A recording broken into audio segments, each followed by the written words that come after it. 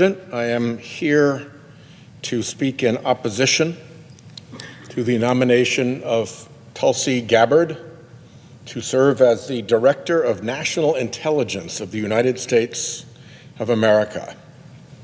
Setting aside her lack of qualifications and setting aside her rotten judgment, her nomination strikes me as being part of a pattern of unilateral disarmament by the Trump administration against Russia. One can hazard as to why this is happening, but the fact that it is happening seems hard to deny.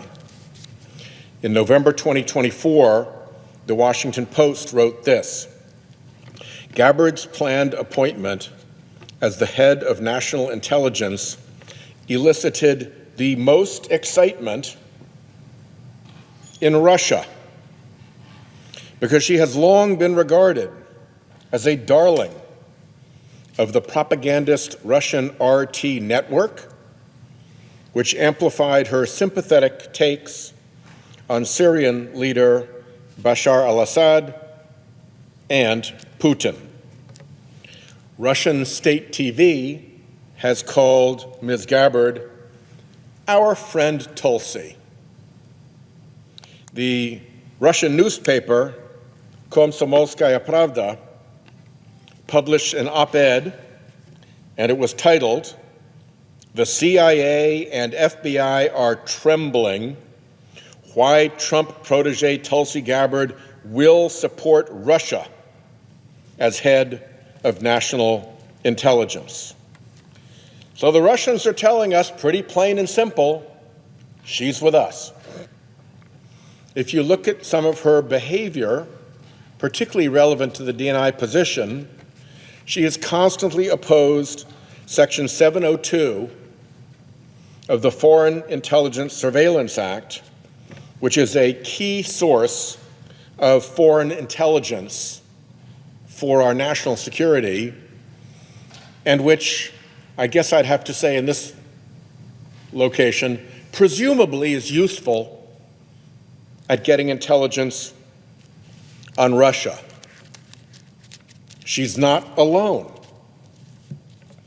Over at the FBI, Trump's nominee for FBI director, Kash Patel, we just found out, was paid $25,000 by a Russian filmmaker with Kremlin ties to participate in a documentary attacking the FBI, which is an adversary of Russia's, which spends a great deal of time and effort keeping an eye on Russia's adverse intelligence activity in the United States.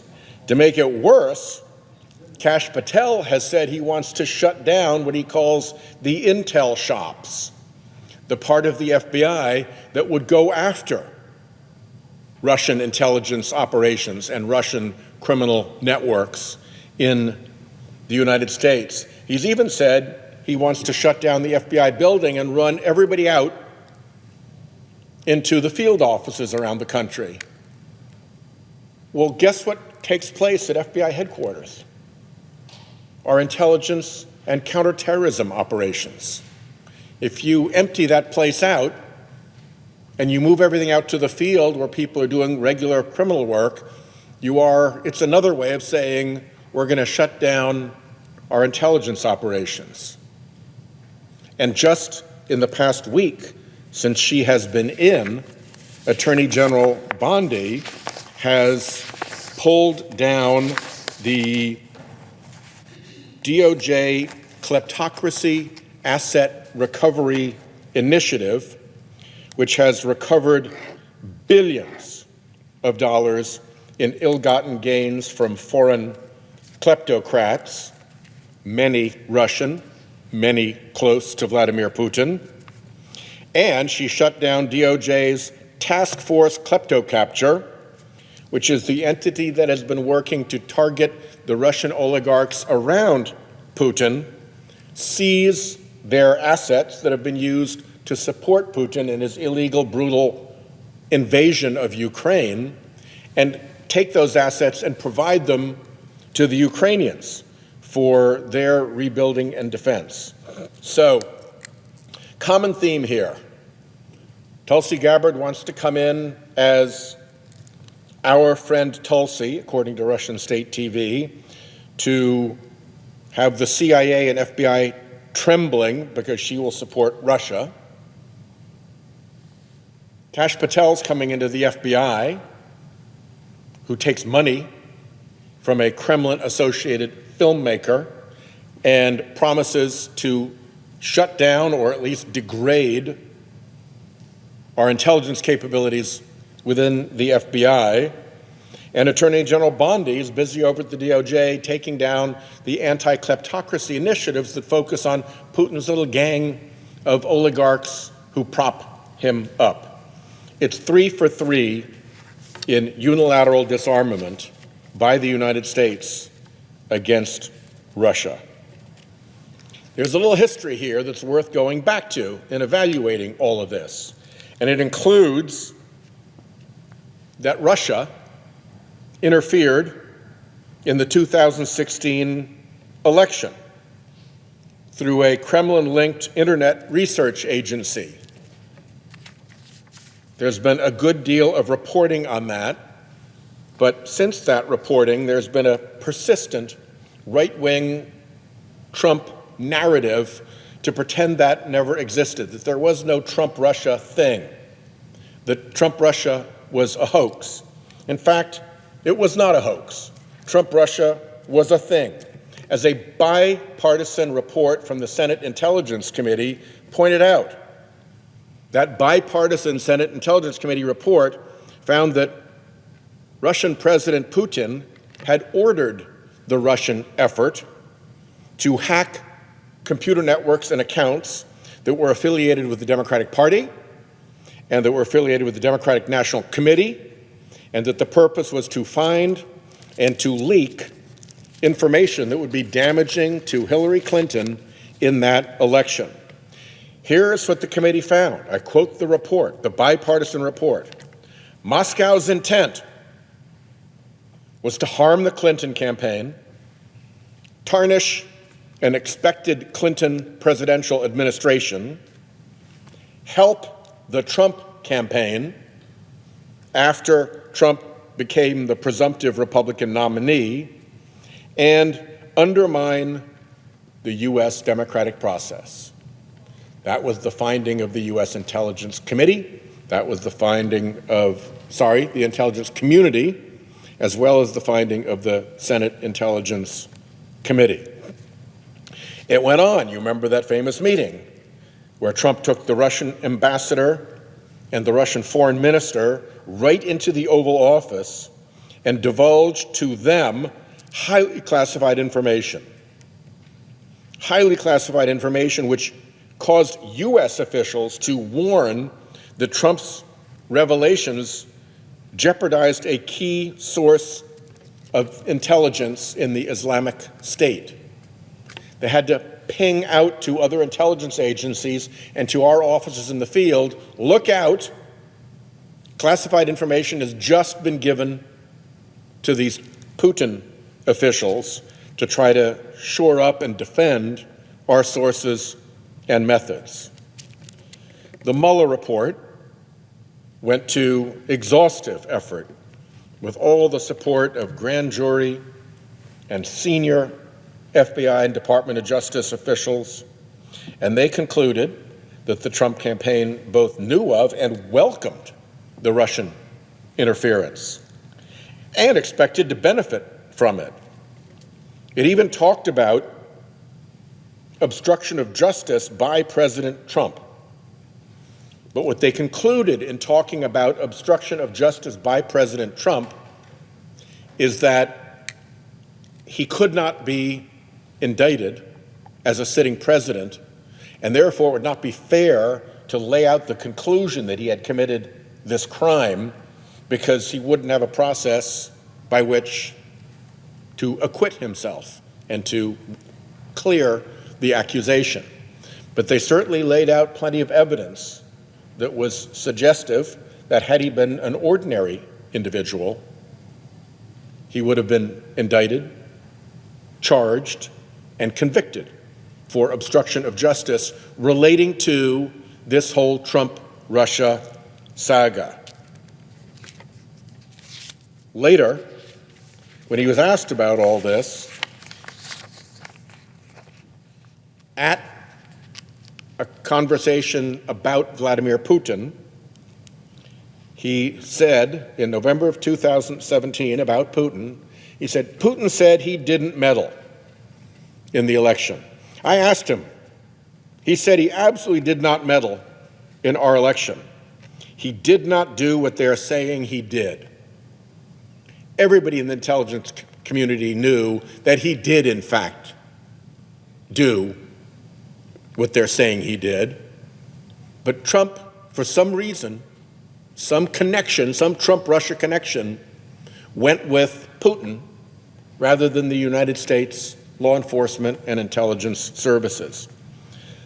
The next year in Helsinki, Trump met privately with Putin for 2 hours. We don't know what happened because they just met with their interpreters. And then they went out for a news conference, and there again, standing right next to Putin, he sided with him over our own intelligence agencies. But the meddling was real. The meddling was documented. The Mueller report helped document the meddling. And if you go into the details, you see the subplots. Paul Manafort was Trump's 2016 campaign chairman. He was meeting regularly, communicating regularly with a Russian intelligence officer named Konstantin Kilimnik and with a Russian oligarch named Oleg Deripaska through the campaign. The Senate Intelligence Committee bipartisan report found that on numerous occasions, Manafort sought to secretly share internal campaign information with Kilimnik. This did not end well for Paul Manafort. He was indicted by a federal grand jury for the crime of conspiracy against the United States, convicted, and sentenced to more than 7 years in prison. Oh, except that Trump pardoned Manafort in late 2020.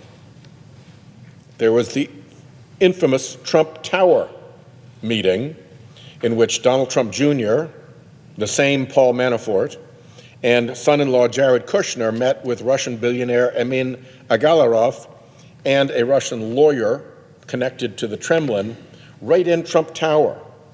The meeting came about because Donald Trump Jr. had been told by a contact that the Russian government wanted to offer, and I'm quoting here, official documents and information that would incriminate Hillary. Official documents and information from the Russian government that would incriminate Hillary. The response? If it's what you say, I love it. And they went ahead to the meeting. Clearly, the Trump campaign's purpose for that meeting was to obtain from Russia incriminating information on Clinton to influence the election. The special counsel decided not to prosecute the attendees in part because it couldn't determine that that information would actually have been determinative because it related to orphans. And what didn't connect with the Trump attendees at that meeting was that the interruption of the orphans being delivered to the United States for parents who wanted to adopt them was the response to sanctions against oligarchs and people around Putin. And this was an effort to get the sanctions lifted. And if you could crack the code, you'd know that that's what the orphans conversation was about, because that's why the orphans blockade had been set up. Ultimately, Russia did, in fact, hack emails, both from the DNC and from the Clinton campaign chair. Russian intelligence got their hands on those documents. Trump, here's what the Intelligence Committee wrote about that. Trump and senior campaign officials sought to obtain advance information about WikiLeaks' planned releases through Roger Stone. At their direction, Stone took action to gain inside knowledge for the campaign and shared his purported knowledge directly with Trump and senior campaign officials on multiple occasions. This wasn't just a one-off. This was information being channeled through Roger Stone to the Trump campaign. Didn't end well for Stone. He was indicted and convicted on charges of lying to Congress about what he and then candidate Donald Trump knew about Russian efforts to discredit Hillary Clinton's campaign, and witness tampering and obstruction. On we go to Carter Page, also associated with the campaign, who traveled to Moscow in that time frame, July 2016, to deliver a commencement speech while working for the campaign. Russia's Deputy Prime Minister, Arkady Dvorkovich, there expressed, here's the quote, strong support for Mr. Trump. Strong support for Mr. Trump and a desire to work together. Another campaign operative, George Papadopoulos, same year, May, was traveling and told the Greek foreign minister that the Russians had dirt on Hillary Clinton. So you have all these pieces coming together about the Russians seeking dirt on Hillary Clinton, getting it, leaking it through WikiLeaks, and constantly having a back channel through members of the Trump campaign. Didn't end well for Papadopoulos either. He was arrested for lying to FBI investigators and pleaded guilty. And of course, Trump pardoned him too, trying to cover up his traces. Michael Flynn,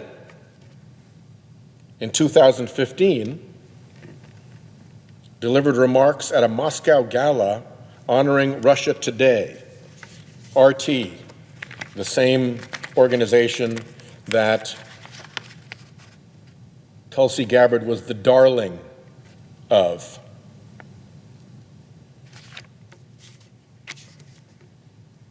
He was seated at the gala next to Putin. Next to Putin. He was paid $33,750 from RT, whose darling Tulsi Gabbard was, for this one speech. Didn't correctly report the payment. Ended up being paid more than $67,000 by Russian companies before the 2016 presidential election. Didn't end well for him either. He lied to Vice President Pence and to the FBI about communications he was having with Russian Ambassador Sergei Kislyak about sanctions imposed by the Obama administration while President Obama was in office. Yes, the sanctions related to the orphans conversation at Trump Tower. Flynn pleaded guilty to lying to the FBI about that conversation, and of course, Trump pardoned him days before Flynn was due to be sentenced. It's kind of an ongoing thing between Trump and Russia. A lot of us on both sides of the aisle are very concerned about what's going on in Ukraine.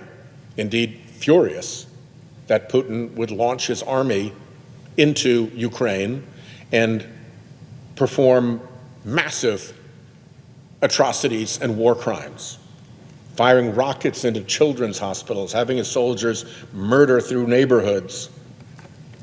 It is a foul spectacle, and it started with Russia's invasion of Crimea, the so-called Little Green Men. And Trump thought that was all a pretty good thing. You'll remember that the way they started it was to foment riots by Russian-speaking people in Crimea to provide a justification for coming over the border. Sort of 1930s Europe-style tactics coming back to us here. So that kicked it off. There were these demonstrations. Putin said, oh, my people, they're being abused by those terrible Ukrainians, and in went the little green men. Here's how Trump praised Putin's invasion then of Crimea. When you see the riots in a country because they're hurting the Russians, okay, we'll go and take it over. And he really goes step by step, and you have to give him a lot of credit. And of course, there's the famous comment to Russia publicly saying, Russia, if you're listening, this is during the campaign, Russia, if you're listening, I hope you're able to find the 30,000 emails that are missing. I think you will probably be rewarded mightily in the press. Then there were the episodes that I mentioned earlier where he said, no, Russia wasn't meddling in our elections, despite the fact that everybody knew that they were, but he took Putin's side in all of that. And most recently, he refused to condemn Putin for the death of Alexei Navalny, who had been such a brave fighter standing up against the corrupt Putin regime and died in a penal colony at the age of 47. For a long time, I have described the United States as being in a clash of civilizations, with rule of law countries like ours on the one side and kleptocrats, autocrats, and governments run by criminal organizations like the narco-traffickers on the other side. Fairly simple clash. Rule of law versus rule of thuggery. There ought to be bipartisan support for making sure that the United States does not become a safe haven for kleptocrats and criminals. We should not be giving aid and comfort to our enemies by allowing them to park their funds here in our country. We've made progress to combat the kleptocrats and the international criminals who are on the other side of this clash of civilizations. Ms. Gabbard is not on the right side of that clash. Not when she's so chummy with Putin, not when she's so chummy with the murderer Bashar al-Assad, not when she is our Tulsi to our darling Tulsi to Russian media channels, and not when she's lined up with Kash Patel threatening to take down the FBI offices that track Russia, taking money from a Russian filmmaker, and then stack that up with Attorney General Bondi taking down the kleptocracy and klepto-capture efforts at the DOJ that have been making the Russian oligarchs' lives miserable by going after their assets. 1, 2, 3, all unilaterally disarming against Russia in the wake of all that time in which the Trump-Russia connection appeared over and over and over and over again, and as far as I can tell, still persists today. I see my colleague here on the Senate floor, and I will yield the floor.